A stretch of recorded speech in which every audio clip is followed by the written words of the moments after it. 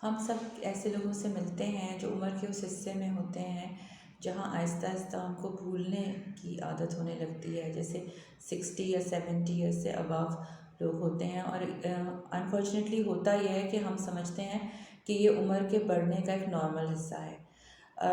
ये normal forgetting नहीं है जिसके अंदर जो आपके घर में रहने वाले बुज़ुर्ग हैं वो अपना नाम भूलने लगें, घर के अंदर आने वाले लोगों का नाम भूलने लगें, उनको तारीख, महीना और दिन जो है वो याद ना हो, उनको इर्द गिर्द की जो उस दौरान की, उस वक्त की ताज़ा ख़बरें हैं उनके बारे में पता ना हो। और अगर वो घर से बाहर जाएं, मस्जिद या दुकान या कहीं भी, तो वो वापसी का रास्ता भूल जाएं बिल्कुल करीब, जो उनके लिए पहले नॉर्मल था कि उनको याद रहता है। इसी तरह जब वो अपने घर की बिल्डिंग में वापस दाखिल हो रहे हैं, जैसे फ्लैट सिस्टम है या मोहल्ला है, तो वो पहले 2-3 गलत घरों का दरवाज़ा खटखटा दें और फिर वो उनको गाइड करें कि आपका घर उस तरफ है, और कोई बच्चा उनको छोड़ जाए। तो ये वो नॉर्मल फॉरगेटिंग नहीं है एल्डरली लोगों में या बुज़ुर्गों में। थोड़ी बहुत भूल चूक जो है वो होती है, और इससे उनकी आगाही है कि वो खुद इससे वाकिफ़ हों कि मैंने कोई चीज़ रखी, मैं भूल गया, भूल गई, और थोड़ी देर बाद मुझे दोबारा याद आ गया। लेकिन ये वाली जो पहले वाली सारी बातें मैंने बताई हैं, ये उस तरह से होती हैं जिनमें उन्हें इस चीज़ की इतनी ज़्यादा वाक़फ़ियत नहीं हो रही होती, बल्कि ना सिर्फ वो भूल रहे होते हैं बल्कि वो इसको महसूस नहीं कर रहे होते, और इसको किसी तरीके से फिल अप करने की कोशिश करते हैं। जैसे मिसाल के तौर पे कोई चीज़ रख कर भूल गए और फिर गुस्सा करने लगे कि किसी ने उठा ली है। नाश्ता आपने सुबह दिया, उन्होंने खाया, और उसके बाद वो आप पे नाराज़ होने लगे कि आपने उनको भूखा रखा है सुबह से और नाश्ता नहीं दिया है। इस पे घर वाले भी एजिटेट हो जाते हैं, वो समझते हैं कि उन पे इल्ज़ाम लगाया जा रहा है। लेकिन ये वाली वो चीज़ें हैं जो निस्यान की इब्तदाई अलामतें होती हैं।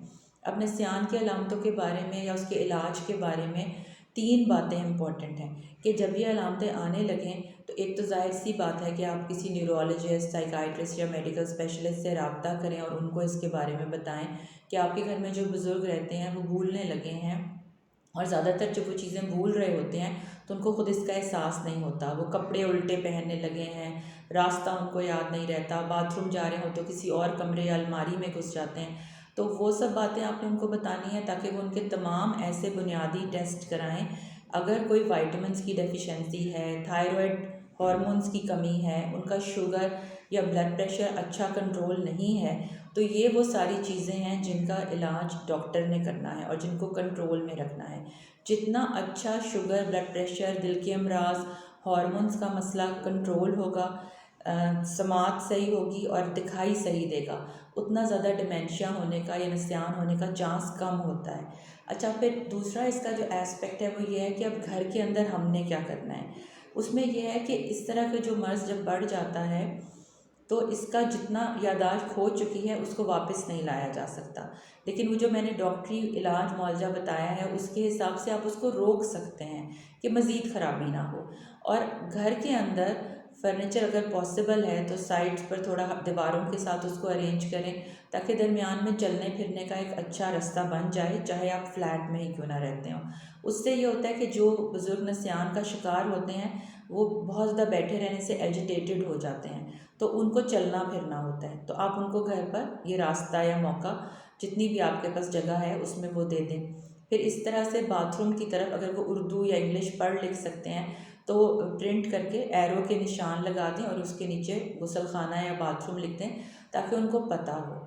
ठीक है, फिर ये इसके अलावा ये बातें होती हैं कि कुछ बुज़ुर्ग जो हैं वो समझते हैं इस बात को और वो बार बार वक्त पूछते हैं नमाज़ों का सब कुछ, तो उनके बिल्कुल आई साइट के लेवल पर जहाँ उनको नज़र पड़ती हो वहाँ एक बड़ी घड़ी होती है जिसमें हिंद से लिखे होते हैं, वो आसानी से पढ़ने वाली, वो वहाँ पर लगा दें ताकि वो ख़ुद से वक्त जो है वो देख सकें। उसके पास एक चार्ट लगा दें, उस पर नमाज़ों के वक्त लिख दें। तो आपने अपने घर में छोटी छोटी ऐसे तब्दीलियाँ करनी हैं जिससे उनको ओरिएंटेशन अपनी जो है ना वो दोबारा से बनानी आसान हो। अगर हम उनको जाने देंगे तो वो आहिस्ता आहिस्ता बिल्कुल ही चीज़ें भूल जाएंगे। तो छोटी छोटी एक्सरसाइजेस होती हैं। अगर घर में बच्चे हैं तो आप उनको बताएं कि जो ग्रैंड पेरेंट्स हैं उनके साथ लूडो खेलें। अगर आप बाहर से आए हैं और आपके पास बहुत से छोटे बड़े नोट हैं तो आप उनको गिनने के लिए दे दें। पॉसिबल है तो अपने साथ सौदा और ख़रीदारी के लिए ले जाएं ताकि वो छोटी छोटी ट्रांजैक्शंस खुद कर सकें।